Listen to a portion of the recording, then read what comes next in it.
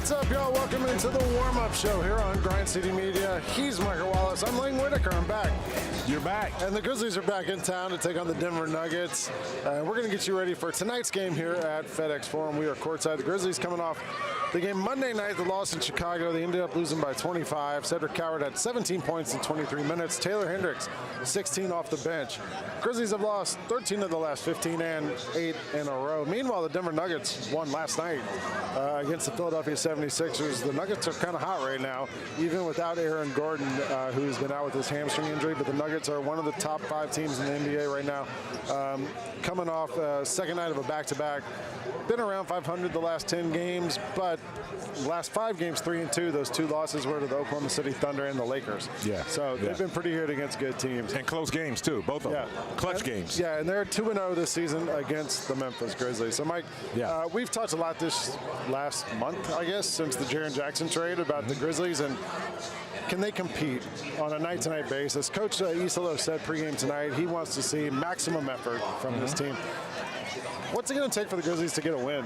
Because it's been 8 in a row now. I mean, it's going to take better players. It's going to take, frontline guys not coming off of surgery, you know what I mean, and coming off of practices instead. But that's not the reality of where the Grizzlies are right now. Yeah. So what you have to do is look around the locker room and see who's available. You have guys that have been pretty much available all season. The Cedric Cowards, the Jalen Wellses, the Cam Spencers. Yeah. Those are the guys you're going to have to lean on and try to get what you can from everybody else. It's a tough situation. But at the end of the day, man, these aren't losers. They've lost 8 in a row, 13 out of 15 or whatever that is. But that doesn't define who these guys are and the work that they put in. We were both at around earlier today, and we saw some of the principles that they're going to try to work on. Number one is ball pressure, try to be disruptive in the passing lanes and not just let Denver casually bring the ball up court, and then also score in efficient manners on the offensive end. So if the Grizzlies can do that, they can put themselves in position to be competitive tonight. Which is easier said than done against Nikola Jokic and the Denver Nuggets. Jokic, the multi-time MVP, who's been maybe the best player in the NBA this season, averaging a triple-double this year. And the Grizzlies don't really have a center on the roster, unless you count Taj Gibson, number 6'7", who's been around for a long time. And Taj Gibson is not going to play max minutes against anybody, much less Nikola Jokic. So Coach Isolo said that the Grizzlies are going to have to do something to disrupt. Go ahead, Devin. The Grizzlies are going to have to do something to try and disrupt Jokic, and thought they had a pretty good game plan the last time they played him. But I think for the Grizzlies to do anything to slow him down tonight, it's going to take some sort of team effort. Well, here's the problem. Maybe you don't even the problem is that slow him down. No, you don't even slow him down. You speed him up. Yeah. You try to do the opposite of it because he wants to play at his pace. He wants to be slow and methodical and deliberate. What you want to do is get him in a skittish, frenetic type pace, and it's hard to do that. He's going to get his. You have to be assignment specific. You have to defensively have your head on a swivel because he's going to play at the high pick and roll at the top of the post, and he's going to just dissect everything behind him. So whether it's behind the back passes, over the shoulder passes, or just going at the rim, you got to figure out a way to get him in an uncomfortable position. And stop those cutters because he's so good at picking them out, picking them apart. We mentioned Taylor Hendricks scoring 16 off the bench against the Bulls on Monday night. I spoke to Taylor Hendricks this morning at shoot-around because he's been a very good player these last few weeks coming over from Utah and kind of finding his role. So this morning I caught up with him. The first thing I asked him was, what's it like going from one system to another in the middle of the season, and how's that adjustment been for him on the fly? Yeah, I mean, it took me a couple games to get used to it, but I feel like I'm still a little bit getting used to it, but still, I mean, I feel like it's a great system. It's a lot of movement, a lot of ways we can score the basketball using everybody, and I love it. And what do you particularly are focused on right now? How are you trying to expand your game in this system? I really just find my niche, in this team. Being a defender and being able to knock down open shots and being able to take good shots and knowing where to be aggressive and stuff like that.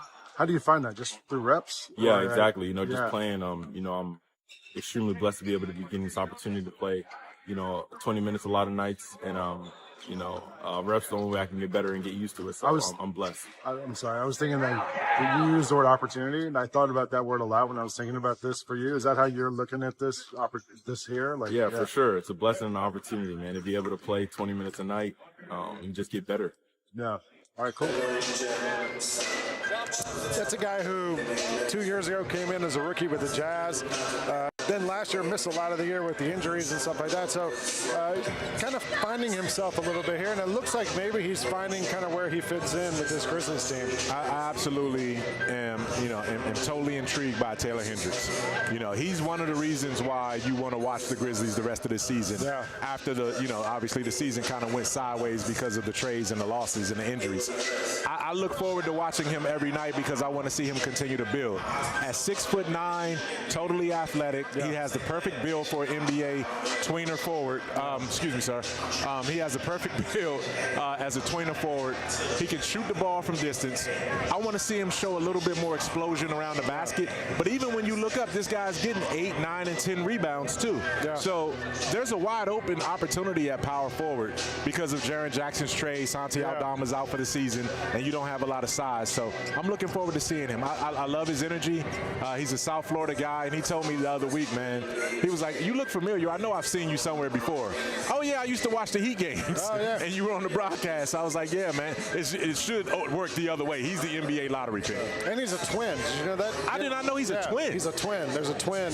There's another 6'8", 6'9". I don't know if it's a brother or a sister, but I know he's a twin. Okay. I spoke to him the other day. He came and hung up in the office a little bit. It was great talking to him. Brock Fisher's hanging out here. He's coming on in a second.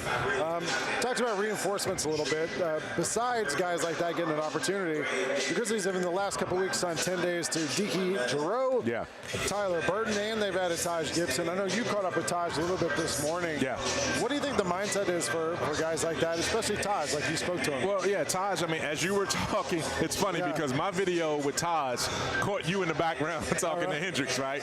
And, one of the things that jumped off the screen from what Taj was saying was the last question I asked him: why are you doing this now? What is it about now that makes you want to come back and continue to play this game at 40 years old? You've already proven everything you need to prove as an NBA player from that standpoint. And he said, you know what, that's just it. The game is giving me so much. And if I'm physically able to still go out and contribute, whether it's with my voice or my body, I owe it to the game to be able to pour back into some of these young guys. This team is not designed to win now, but they need to build winning habits. And if I can give them words of advice, show them what practices are supposed to be like, show them how they can implement what coach is saying, that's my opportunity. That's my obligation to the game. I was so impressed with that, to hear that from him earlier today. You and I have both been around Taj Gibson in different variations of his career, but that meant a lot to hear him talk about that. I've also, you and I have been around bad teams before, and teams that are really bad. Yes. And this team, not winning games, but they don't have that attitude of a loser. You know what I mean? They don't have that stink on them that some of those teams have. And I think also that, just seeing Coach Isolo tonight before the game, you wouldn't know if this team had lost 8 in a row or won 8 in a row when you see him speak a lot of times. And I think having a guy like Taj Gibson around to kind of give you some balance and all that pays dividends at some point down the road. No, it definitely does. Definitely does. Let's go through tonight's injury report. With Jemai Meshack is questionable. I haven't gotten an update on him with an ankle sprain. Santi Aldama out, KCP out, Brandon Clark, Zach Edey, John Morant, and Scottie Pippen, all that. I guess Zach Edey's on the mend from his surgery because he was here this morning on crutches. The Nuggets are without Aaron Gordon, who's been kind of fighting this hamstring thing for a year now. Doesn't seem to get fully right. And every time he comes back, he gets hurt again. Peyton Watson also out with a hamstring injury. I wondered on the second half of that back-to-back if we would see Jamal Murray, if we would see Nikola Jokic. Looks like we're going to see both of them tonight. So. They need these wins, man. There's an opportunity right now to position yourself in that West because you want to avoid, Oklahoma City and maybe San Antonio as long as you can. And if you're Denver, you're fighting for a top 4 home court advantage seed at either 3 or 4. And right now it's Lakers, Minnesota, and Denver at that 3, 4, 5 spot. And only 2 of them can get home court advantage in the first round. Yeah, and I mean, the way Denver's been playing lately, if they're healthy, they should be great. Hendricks has a twin brother, Jalen just told us in the air. So there you go, look. That was Kyra, man. That was Kyra. No, it's Jalen. I thought that was Kyra. Jalen, he's calling you Kyra. Oh, okay, my bad. You were whispering. I thought you were whispering. I thought Jalen was whispering. Kyra's on like birthday duty. She had her birthday the other day. She gets a little break. So Jalen's we gave Kyra all that love earlier today on our shows, and she wasn't even there. I don't know. She's not there now. Jalen's there. And Jalen Good job, Jalen, pulling that up, man. Big time. Taylor Hendricks has a twin brother. All right, we're going to take a quick break. When we come back, Jessica Benson is going to join us. You're watching the warm-up show here on Grind City Media. Nate Bargatze. Look, I say a lot of dumb stuff. I try to keep it in front of large groups. Seems to go better that way. Big Dome Eyes World Tour. When you say something dumb one-on-one, it's a lot for that person. I'll say it, then I can just feel that they feel the weight of my life on their shoulders. Tickets and info at NateBargatze.com. Don't miss the Big Dumb Eyes World Tour. Nate Bargatze. Tiger, I guess, probably delivered or created the biggest headline from the weekend by leaving open the possibility that he will play at the Masters. I don't think it's very likely, but anything with Tiger seemingly throughout his career, even in the late stages coming off injuries, has been possible. I mean, it will take a Herculean effort, I would believe, Gary, for him to be able to make it. But I think, I'll say this, if it is all physically possible, I think he will do it. The Gary Parrish Show, live on weekdays at 10 a.m. on YouTube at Grind City Media and the official Grind City Media app. So what happened with football, right? As you were this massive recruit in football, but then you decide to go play basketball at a smaller school. That I hated football practices. I used to just sit over there on the side, drink water. They used to say that water be ready on Friday. A lot of mental reps. So you didn't even like playing? I didn't like practicing. I loved playing. You liked the games, but you did not like football practice. The Chris Vernon Show, live on weekdays at noon on YouTube at Grind City Media and the official Grind City Media app. The Grizzlies are proud to team up with Prime Global Group, a company on a mission to redefine real estate investment. By leveraging deep experience, strategic insight, and robust resources, Prime Global Group is shaping a smarter, socially responsible future. Whether you're an investor or simply curious, now's the time to explore innovative strategies that align with your values. Join the movement and discover how you can be a part of this exciting evolution. Visit primeglobalgroup.net to learn more and connect with the team today. That's primeglobalgroup.net.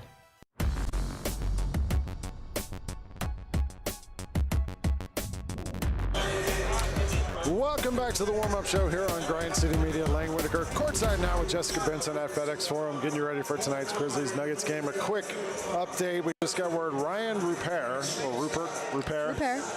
is out tonight. You just got back from France. Ryan Rupert is out for the Grizzlies. He's on a two-way transfer. Jemai Meshack was questionable with that ankle sprain. He is out for tonight's game. Jessica joins us, like she always does at this time, to talk about tonight's main character and who have you selected for tonight's main. You want to talk about your trip? All right, fine. Nobody wants to hear about it. We'll talk about it in your show. Who's guarding Nikola Jokic? It's a great question. It's a great question, and one that, frankly, I don't have the answer for. I don't know if there is a good answer for that. I know Jemai Meshack would have embraced the challenge and probably used every last foul. Now, I will say, this is a tired Nuggets team. So there is an element of a team that played last night. They didn't have to play excessive minutes. I think Jokic played 25. Christian Brown had the highest minute load at 27. They then flew to Memphis after the game. It was an 8 o'clock tip in Denver. They got here at 4 a.m. They did not get to their hotel until around 5:30 a.m. Traffic. Notorious Memphis traffic at that time. So maybe you get a little bit of a tired Nikola Jokic. However, there is no clear answer on who is going to match up with him. Is it Omax Prosper? Is it Taylor Hendricks? Do you just throw any length you can? Does Taj Gibson get a few more minutes and a go at him? Who was it when we played them? Oh, it was Lawson Lovering who played him and got like 5 fouls right away. So. And then Meshack had a little bit in that game too. I would guess Omax gets the nod to start, and then I don't know after him what Tyler Burton. It's an adventure. Deke Giroux. That might be an interesting. I mean, honestly, I think you see a lot of different guys take a couple minutes at a time. Coach Isla said before the game, like they thought they had a good game plan the last time they played him, and that worked out okay. Like, you know, he didn't go for 40, 20, and 20 like he is. He turned it on in the fourth quarter. So maybe they just kind of keep him in check. And, you know, who knows? One of these points. The Grizzlies have lost 8 in a row. At some point, it's going to click. Yeah, the interesting thing about this part of the schedule, though, is they are playing so many teams who are genuinely fighting for playoff positioning, and every game counts. For example, I mean, not just playoff positioning, but end-of-season awards. I think Jokic has played 52 games, and so he needs to play another 13 to be eligible for end-of-season awards, and you only have around 15 games left. So a second out of a back-to-back where perhaps some of these guys would rest in previous years. Maybe this is what the rule was designed to do. They're also in the midst of that 4 through 6 grouping in the Western Conference, kind of being in a logjam with the Rockets and the Timberwolves, and you're still close enough to the Lakers that you could get there. So you're not catching these teams. The Celtics are another example come Friday night. They're teams that are trying to win right now. Well, playing the Grizzlies. It's an adventure. You can catch Jessica on the broadcast tonight on ESPN 92.9 on the radio, and post-game with Jon Roser and Bennett Doyle on the double post here on Grind City Media. We're going to take a quick break. We come back. Rob Fisher joins us. We're going to talk March Madness a little bit with Rob. Be right back. Your unseen hours. This is the more I see this shoe, the more I hate it. It's kind of like the air. I'm just being honest. It's just it's like a reformed foam posit. Like, I'm good. All right. I just don't like the. It doesn't look comfortable. That's that pointy part. Looks like it'll poke your ankle. I picked up one of these the other day at the store, and like it comes up really high. Was like it lightweight? Was it heavy? It's super light. Okay, I can It's see not that. like a foam posit that way, but that thing comes up way above like your ankle. Yeah, so like it seems like it'll be pressure. or above like at least like where your foot hinges. So right. like you gotta wear crew socks. I would guess. I mean, does it scrape against your leg? Like I don't know. Maybe not. I mean, we've seen AJ hooping. I mean, Deep Vance has been. He's leading the country in scoring. That is true. Yeah, but he switched to the GT cuts recently too, and those are low cuts. I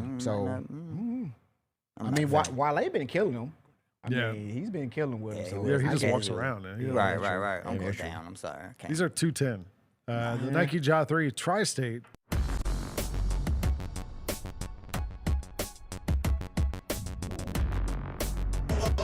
Welcome back to the warm-up show. I had to play that clip because we were talking about crazy-looking shoes, and Rob Fisher joins us now, a man known for his sartorial splendor. That's right. You liked those shoes, didn't you? I did like those shoes.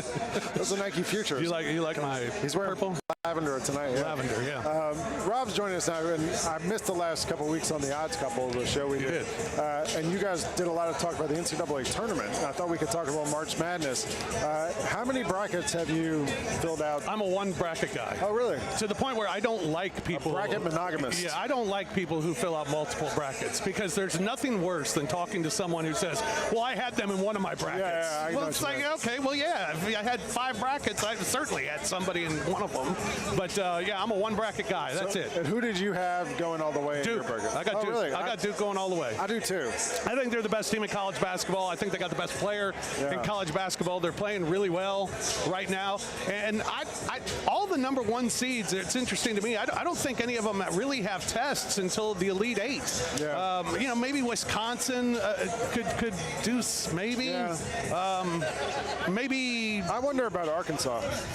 Maybe Arkansas's got to beat Wisconsin. I mean, but Arkansas has that, like the way UConn a couple years ago when Kemba Walker got hot in the conference tournament, and then they go on a run in the tournament. Like, maybe this is Arkansas's moment. Acuff's killing it right now. Like, maybe this is when they kind of turn the corner. I think it's interesting. I think it's going to be very chalky. I do. I don't know if there's going to be as many upsets in the first round as people are expecting, or as we expect when we fill out brackets. Everybody really loves Akron right now. Akron's never won an NCAA tournament game ever. So that's kind of a difficult pick for me. The big game, of course, there's only one game that matters. It's my St. Louis U Billikens against your Georgia Bulldogs. We got to have a little friendly wager on it, don't we? I guess. What do you want to bet? Box of popcorn? Box of popcorn. Yeah, that sounds perfect. I think Georgia's going to beat St. Louis, but I mean, if they win, they got to play Michigan, right? So like, Michigan's a team that I didn't watch them that much this season. I watched a lot of Duke. I think Michigan is okay and good. They're clearly one of the better teams in the country. I don't know if they have like that kind of special thing that'll get you past a Duke. And the other team that I think is pretty good that might be in that conversation as a team that makes a run here is Arizona. I know they're a 1 seed, but they've got such talent all the way down that roster. Yeah, I think Arizona's the second best team in the bracket. They're deep too, and they can just run people off the floor. So I really like Arizona going far in this tournament.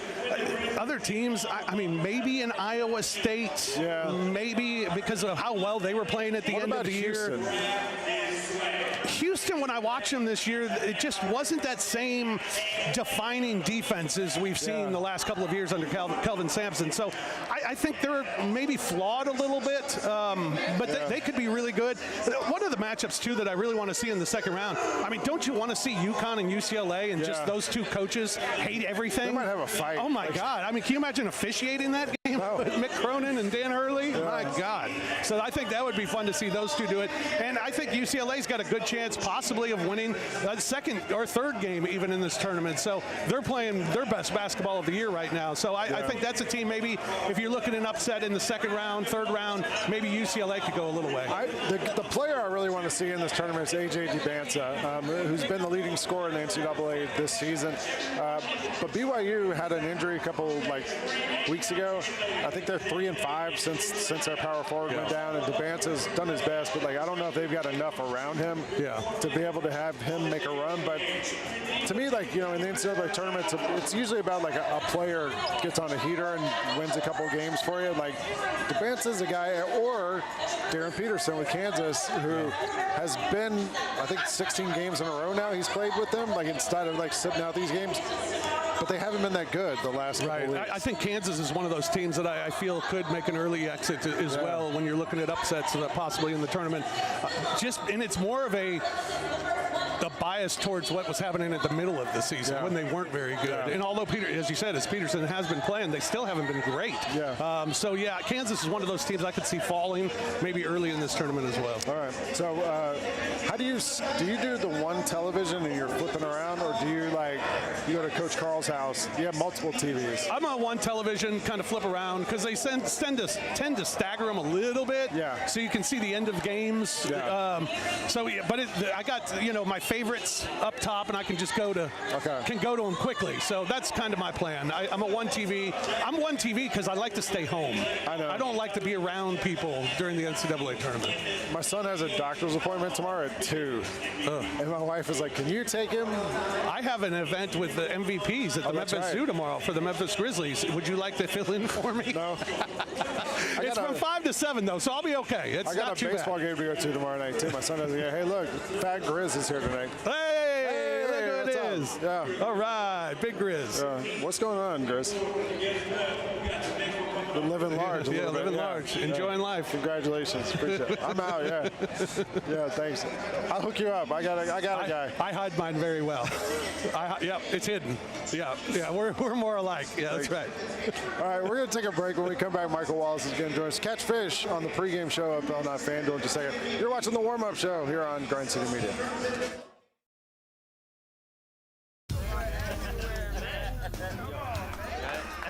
Now that's the new edition way. I feel like there's another level we can take it to. What you think, Mike? 2 steps ahead of you, Slick. What's good, bro? What you doing, man? I'm in. Woman, you don't even know what I'm getting ready to ask you. Here's the vision. All 3 of us on the same stage every night. Gonna be crazy. No barriers, no separation. It'll be like 9 kings and a queen. The next level starts now. Are you ready to transform your pool into a stunning oasis? At Mainland Pool Service, they're a family-owned business committed to keeping your pool looking pristine all year round. They believe that pool care should be proactive, not reactive, which is why their skilled team handles everything from routine cleaning to complex issues with precision. They prioritize clear communication and personalized solutions to exceed your expectations. Join the Mainland Pool Service family today and experience the difference their expertise and dedication can bring to your relaxation retreat. Contact them now at mainlandpoolservice.com. The long goodbye begins. A very special evening with Journey. Final Frontier Tour.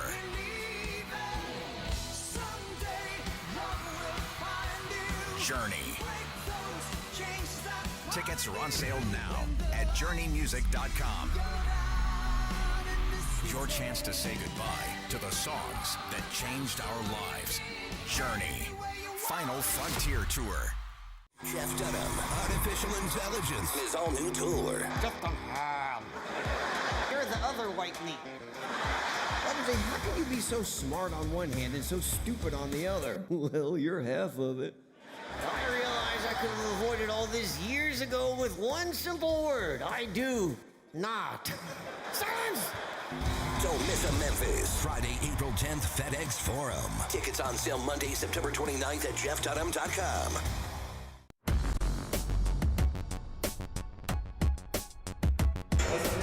What is up? Welcome back to the warm-up show here on Grind City Media. Michael Wallace, Lane Whitaker. We're courtside getting you ready for tonight's game between the Memphis Grizzlies and the Denver Nuggets. We just saw chubby Grizz come by. So now you get Slim, Mike, and Lane. So we got to get him on a program. We got to work on retro Grizz a little bit. Like we always do at this time, we're going to go around the NBA and look at some of the stories that are being talked about around the league. And let's start with Joel Embiid, who last night played against Nikola Jokic, or didn't play, and has missed a bunch of games against Jokic over the years. Jeff Teague said on his podcast, if Embiid had never gotten injured, he'd be the greatest center of all time. What do you think? He said him or Jokic? No. Jokic has played and deserves to be in that conversation. Embiid has shown flashes of being potentially in that conversation, but his health just hasn't cooperated for the better part of his career. Right. So I love Joel Embiid, and I don't have anything disparaging to say about him. But Jeff Teague, come on, man, you on something big time, illegal. If you're going to say he could be the best center of all time, I mean Kareem. Shaq, Akeem. I mean, it just goes on and on and on from that standpoint, man. So where do you? So I agree with you. Where do you put Jokic in that conversation? Jokic is legitimately top 5. Yeah, he's legitimately top 5, and that may make some guys uncomfortable, because I think you move him above a David Robinson. Yeah. I think you move him above Kareem, not Kareem, but Akeem. Yeah. And he's right up there to me when you look at, I think Shaq, just because of the dominance that he played with. Kareem, because of the dominance that he was. And I think Jokic is right there after that as well, you could argue Jokic is more skilled than either of those guys. The way he plays and the passing and the dribbling, all that stuff. But those guys, it's sort of comparing apples to oranges to grapes. But as dynamic as Jokic is offensively, he lacks the two-way defensive ability of Kareem, Shaq, and Akeem, and David Robinson from that standpoint. But top 5, yes, because of everything that his resume suggests. Good conversation to have. Adam Silver said this week that the NBA is nearing again expansion talks, blah, blah, blah. If the two teams that get added are Seattle and Vegas, like has been discussed, how would you redirect or redraw the conferences? I will maintain the conferences, but I like what I see right there. I do think Minnesota's the easier one to move over just because of proximity to Milwaukee, Chicago, Detroit. From that standpoint, I would go 8 4-team divisions and then a 16 and a 16 in terms of conference. Okay. What about you? I would actually get rid of the conferences. I would have 4 conferences of 8 teams or something like that. Like maybe you have the Magic Conference, the Bird Conference, the Shaq Conference, whatever. Okay. You have 4 conferences with 2 teams. You end up with 1 conference against 1. Basically 2 Western, 2 Eastern. Yeah. And that way you can split it up a little more evenly. Because if you look at that map, the Grizzlies are closer to Atlanta than they are to a lot of those teams on the West Coast. Of course, right. So right. I think you could kind of gerrymander it a little bit and keep some of the teams in different regions together. I don't know. Well, if you're going to do away with the conferences, you're saying do away with the conferences? Yeah. Instead of 2, go to 4. Then how do you determine the finals then? 2 against 2, and the winner of these 2 conferences plays the winner of these 2 conferences. Okay. So it's like a Final Four from that standpoint. I see. I don't know. We'll see. Well, the NBA has been creative with some of this stuff before, so we'll see what they come up with. Last one, talking about the Final Four. March Madness is upon us. Who are you rolling with for March Madness? Who's your pick? I got to admit, man, I haven't watched much college basketball until last week, the conference tournaments. I'm really intrigued by Houston. I just love Kelvin Sampson and what his consistency is and how he gets his team to play both ways. I think they're built for postseason play. I know you like Flagler, the point guard, right? Kingston Flemings. Yeah, Flemings. I mean, he's the guy, that I really love to see, but I like the team that's built around him. So I'm going to go Houston as my one team to go all the way. All right, I picked Duke. Fish and I talked about it too, but I got Duke. I think they're the best team in college basketball. And they're a number 1 seed, right? So you're going to, it's easy to pick them. I kind of want to see if Arkansas makes a run, though, because they're hot right now. They could Wallace playing like lights out right now. Yes, yes. All right, sure. give me one matchup, Mike, that you got your eye on tonight for this Grizzlies-Nuggets game. Jokic versus whoever. Yeah. Right? Like Jokic versus the entire Grizzlies front line to see what happens with that situation. They're going to make him run and try to make him uncomfortably defensively. We'll see if it works. Yeah. I mean, they did a pretty good job against him last time until the fourth quarter of that game when he just took over. And he and Jamal Murray he fouled Lawson Lovering out of the game for in the first quarter. All right, so we're about to get you ready for this game. You can flip over to ESPN 92.9, listen to the broadcast. You can flip over to FanDuel Sports Network for the pregame show starting right now. And then postgame, tune back into Grind City Media for the double post with Roser, with Jessica, with Bennett. For Michael Wallace, I'm Lang Whitaker. We'll see you back here on Friday night. Peace out.